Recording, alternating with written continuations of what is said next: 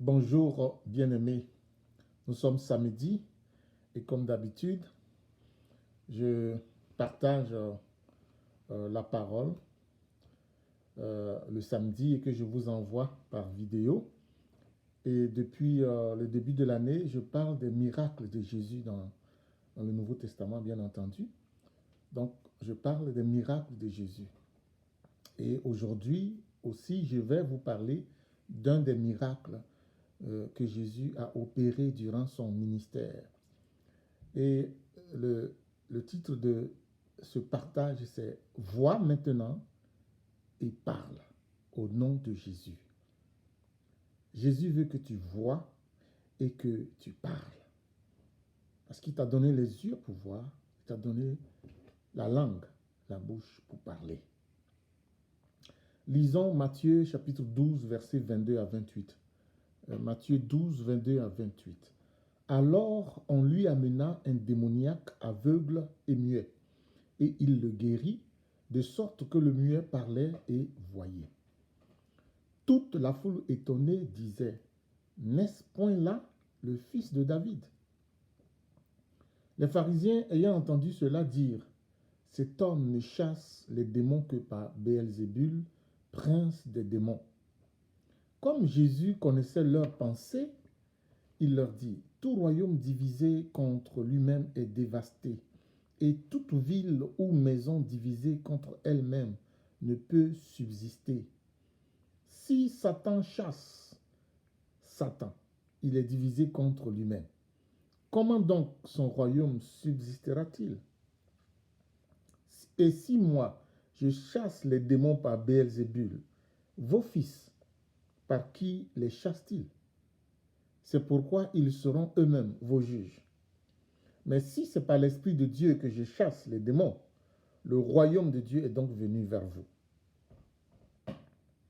Je voudrais m'arrêter essentiellement sur les versets 22, 23 et 24. Je ne pourrai pas élaborer sur tout ce texte parce qu'il y a quand même beaucoup à dire. Donc, je vais m'arrêter sur les versets 22, 23 et 24. Voyez-vous, cet homme dont il est question a un double problème. Il est aveugle et puis il est muet. La raison, c'est qu'il est possédé par un mauvais esprit qui le rend aveugle et muet. Ce n'est donc pas un aveuglement ni une perte de la parole due à un problème génétique à sa naissance. Ce n'est pas une hérédité. Il n'a pas hérité ça de son père, de sa mère, de son arrière-grand-père, de son arrière-grand-mère, de qui que ce soit. Ça n'a rien de génétique. Un esprit s'est emparé de lui et lui a enlevé l'usage des yeux et de la parole. Bien-aimés, beaucoup de gens ont des maladies pour lesquelles ils sont à l'hôpital jour et nuit. Et pourtant, ils ne trouveront pas la guérison à l'hôpital. Car aucune maladie spirituelle n'a un remède physique scientifique. Avant qu'un remède physique puisse avoir un quelconque effet positif sur une maladie spirituelle, il faut que ça soit délié dans l'esprit. Avant que un remède physique puisse avoir un quelconque effet positif sur une maladie spirituelle, il faut que ce soit délié dans l'esprit. Si c'est une maladie causée de façon spirituelle, il faut que ça soit réglé dans l'esprit. Autrement, personne ne peut y faire face. Ne nous laissons pas tromper par ce que nous voyons, mais cherchons plutôt à comprendre ce qui est en arrière de ce que nous voyons. Il ne faut jamais soigner les conséquences, il faut soigner la cause. Parce que c'est la cause qui produit les conséquences. Tu peux peut-être me dire, répondre à ce message en disant, mais ce que tu dis concerne les Africains, ça concerne les pays africains et puis certains autres pays. Mais nous, en Occident, on n'a pas ce problème. Et puis malheureusement, je te dirais, tu te trompes. Et tu te trompes royalement. C'est un problème mondial. La différence,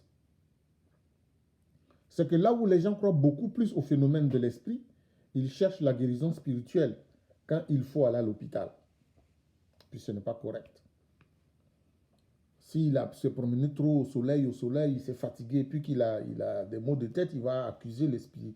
L'esprit, il va accuser les sorciers. Il a juste besoin de se reposer ou d'aller à l'hôpital. Voilà. Et puis, à l'inverse, là où les gens sont versés dans la science, ils vont à l'hôpital pour tout. Ils ne cherchent aucune solution, même quand c'est spirituel. Voyez-vous? Et on est pris dans ces deux extrêmes. Mais je vais m'arrêter sur la question, le bienfait de la science et puis les limites de la science. Parce que c'est de ça qu'il est question. Le monde de la science nous a trompés, malgré ces grandes avancées non négligeables, extraordinaires. Parce que je dis oui, les prouesses de la science nous ont fait croire qu'elle pouvait remplacer ce qui est spirituel. Elle pouvait tout expliquer et répondre à toutes les questions. La science nous a fait croire à tort, malheureusement, qu'elle avait la solution à tous nos problèmes.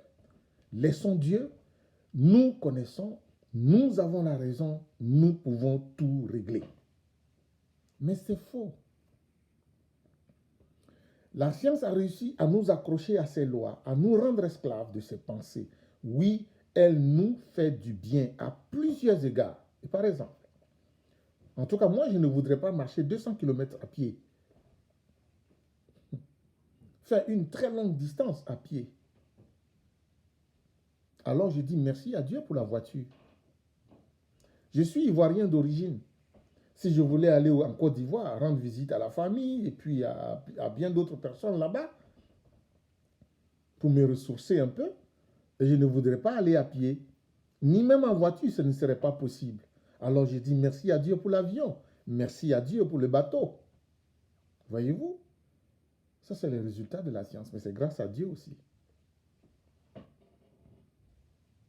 Oui, merci Seigneur pour la science qui nous permet d'avoir une voiture, un bateau, un avion et plusieurs autres choses extraordinaires. Oui, merci. La science a mis dans nos mains le monde entier à travers la télé et maintenant le cellulaire. Une petite boîte. Et tu as le monde entre tes mains. Et j'ai dit merci à Dieu pour ça. Pour ceux qui savent en faire bon usage. Bien-aimés,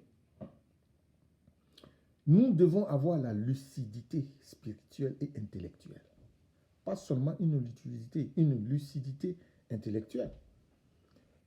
Ou seulement une lucidité spirituelle, mais nous devons combiner les deux. Parce que Dieu, il est comme ça. La parole de Dieu dit, si tu veux avoir la science, il faut connaître l'Éternel. Le commencement de la science, c'est la crainte de l'Éternel. Tu ne peux pas connaître la science sans et te détacher de Dieu. Ta science va être vide. Elle va t'amener dans le chaos. Et regardons notre monde. Nous faisons de bonnes choses, des prouesses. Mais sans Dieu, c'est la catastrophe. La science nous a permis de fabriquer des armes pour nous entretuer parce que nous ne croyons pas en Dieu. Et il y en a même qui ont pris le nom de Dieu pour prendre les fusils pour aller tuer. La science a des limites. Et il faut avoir l'humilité de reconnaître son potentiel, mais aussi ses limites. Et je vous rappelle, la science conjugue beaucoup le verbe découvrir. Quand un scientifique parle, il dit j'ai découvert, et j'ai découvert, et j'ai découvert telle formule, et j'ai découvert telle chose, et j'ai découvert. Or, une chose découverte est une chose qui existait déjà, mais qui était cachée. Parce que quand tu dis découvrir, c'est que tu trouves quelque chose qui est caché. Si ce n'est pas caché, tu ne découvres pas. Tu vois. C'est une chose qui demande un effort pour être trouvée. La chose que tu découvres. Et la question qui suit, c'est qui a fait exister ce que tu découvres? D'où ça vient? Comment est-ce que tu peux chercher rien et le trouver? Est-ce que tu peux chercher rien et le trouver? Non, si tu cherches, c'est qu'il y a quelque chose. Si tu cherches, c'est que ça existe. Et c'est pour cela que tu trouves. Et si tu trouves, c'est que quelqu'un l'a mis là pour que tu le trouves. Avec effort, bien entendu. Voyez-vous? Nous cherchons parce que nous croyons à l'existence des choses que nous cherchons. Et nous trouvons parce que nous y mettons de l'effort, de la persévérance. Il est donc bon de chercher, mais il est aussi bon de savoir que nous ne trouverons pas tout avec la science. Malheureusement, l'homme refuse de croire cela. Mais ce dont il est question dans ce texte biblique, c'est que ce n'est pas la science qui va venir au bout de ce problème, car cet homme, ce n'est pas la science. Vous auriez beau l'hospitaliser, jamais il ne trouvera la guérison. Et il y a des maladies comme ça que beaucoup de gens traînent sur cette terre. Et ils sont hospitalisés. Et on court vers les médecins partout. Rappelez-vous cette femme à la perte de sang. La Bible dit qu'elle a dépensé tout son argent pour aller vers tous les médecins possibles, tous les spécialistes possibles. Elle n'a pas trouvé la guérison. Et puis, elle a entendu parler de Jésus. Et puis, elle est allée vers Jésus. Elle a trouvé la solution vers Jésus. La solution n'est pas toujours dans la science. Et je ne crois même pas qu'elle est là-bas parce que c'est Dieu qui donne la solution. Il peut la donner par la science, mais il peut la donner directement lui-même. Sans la science.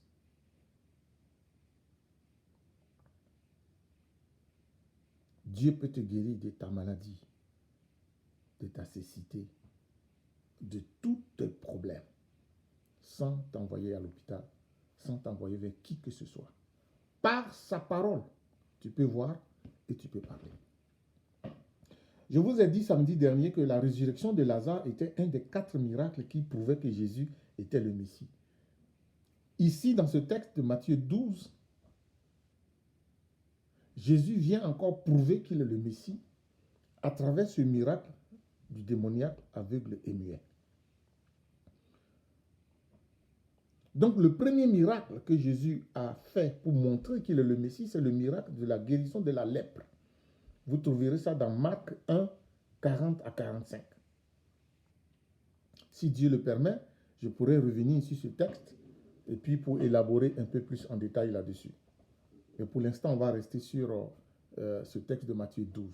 Donc, le premier miracle qui prouve la messianité de Jésus et que Jésus a fait, c'est la guérison de la lèpre. Le deuxième, c'est le démoniaque aveugle et muet. Comment?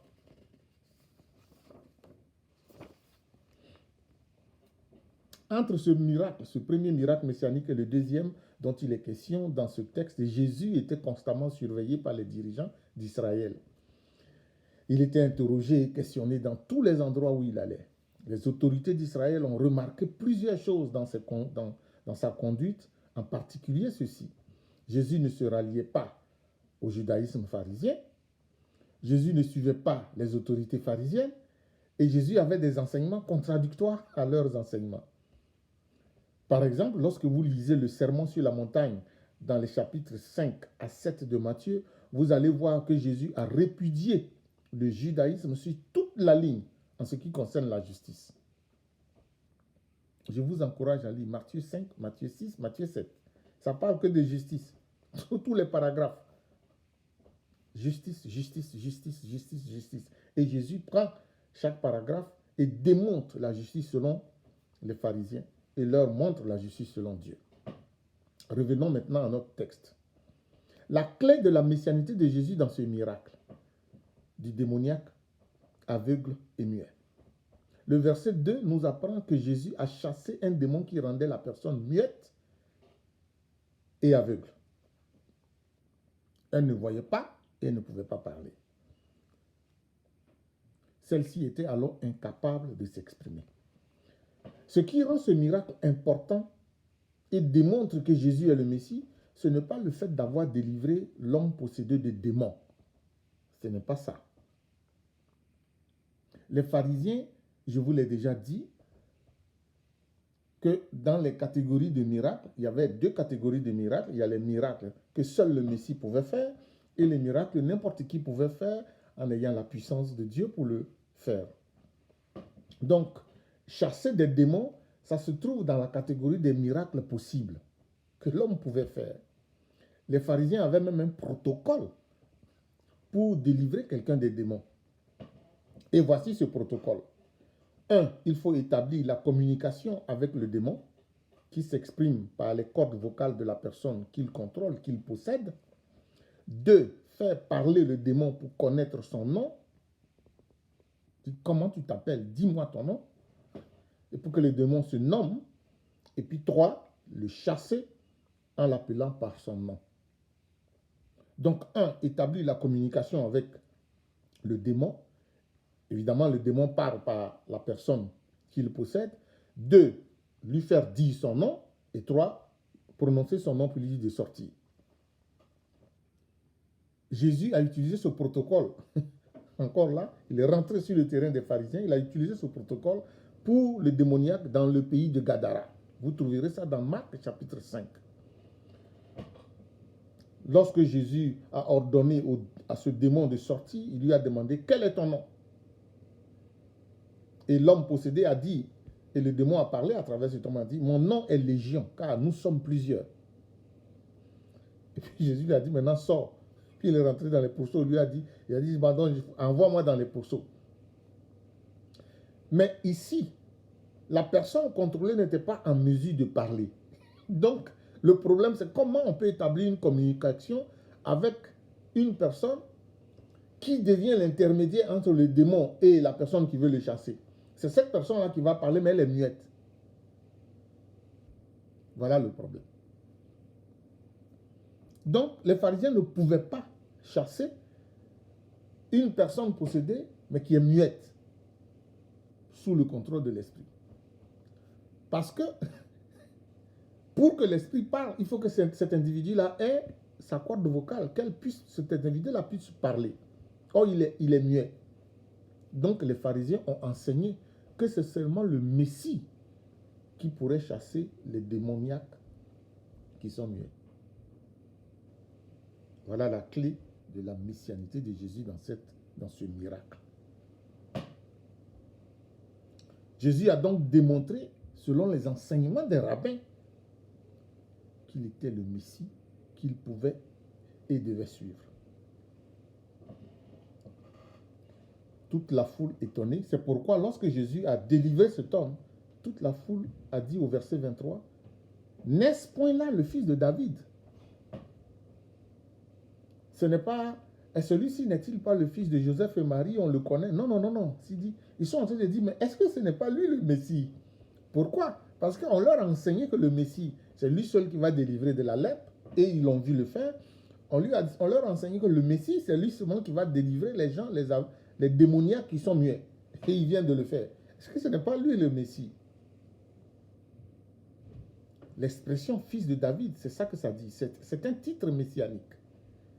David était déjà mort depuis longtemps. Dire que c'est son fils, il ne pouvait pas avoir un fils de cette taille-là. Mais dire que c'est le fils de David, c'est faire un rappel, c'est se demander, est-ce que ce n'est pas lui, celui qui devait venir s'asseoir sur le trône de David, le roi attendu, le Messie, loin de l'Éternel? Voilà la question de la foule. Et la foule attendait que l'autorité religieuse leur dise, oui, c'est lui. Et leur réponse, ça a été de débouter Jésus. Et c'est ça que nous trouvons au verset 24. Cet homme ne chasse les démons que par Belzébul, prince des démons. Pour dire à la foule, ne le suivez pas, ce n'est pas lui le Messie. Alors qu'il voit que c'est lui le Messie.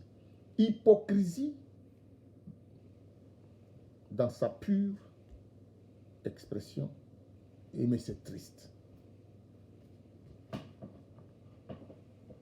Bien-aimés, vous avez dans la vie deux autorités qui vous malmènent. Et vous devez aller à Jésus pour en être délivré. Vous avez des autorités spirituelles qui vous contrôlent.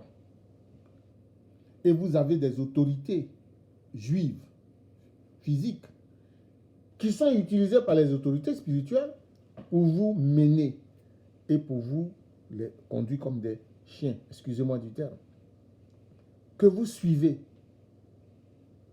Elles ne veulent pas votre bien. Ces deux autorités font équipe contre vous. Ils vont vous enlever la vue, ils vont vous enlever la capacité de parler, ils vont vous enlever beaucoup de biens que Dieu vous a donnés. Mais vous devez aller à Dieu pour que cela vous soit restitué. Et je prie au nom de Jésus, parce que la seule autorité qui peut vous délivrer, c'est l'autorité de Jésus. Dieu ne vous a pas donné les yeux pour ne pas voir. Dieu ne vous a pas donné la bouche et la langue pour ne pas parler. Ceux qui sont aveugles, c'est ceux qui ne veulent pas croire en Jésus. C'est ce qu'il dit dans Jean chapitre 9, quand il a guéri l'aveugle né. Il a dit, si vous étiez aveugle, vous verrez. Mais vous dites que vous voyez, c'est pour cela que vous êtes aveugle. Je vous laisse méditer là-dessus. Ma prière, c'est que vous soyez conscient qu'il y a des autorités qui jouent contre vous. Il y a des autorités qui ne sont pas pour votre bien, votre bonheur. Mais il y a une seule autorité qui est venue pour vous délivrer. Alors je prie au nom de Jésus. Vois maintenant et parle au nom de Jésus-Christ. Que le diable te restitue au nom de Jésus tout ce qu'il t'a volé, tout ce qu'il t'a pris. Et que toutes les autorités qui marchent contre toi soient brisées au nom de Jésus dans ta vie. Crois que Jésus est le Messie et tu seras délivré. Amen. À samedi prochain.